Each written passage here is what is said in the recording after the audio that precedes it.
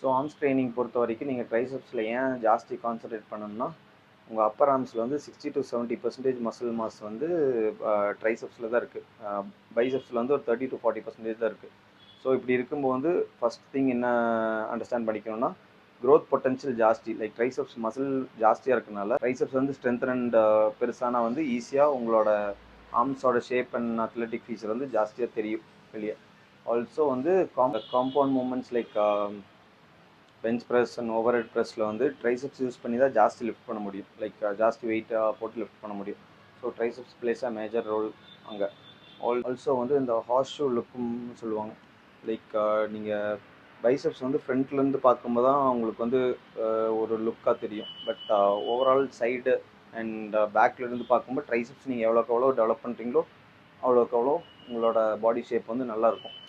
Also உங்களோட daily functional ஸ்ட்ரென்த்துன்னு சொல்லுவாங்க. Like lifting moments, அப்புறம் உங்களை நீங்களே லிஃப்ட் பண்ணுற மூமெண்ட்ஸ், இந்த மாதிரி மூமெண்ட்ஸ்க்கு வந்து triceps plays a major part.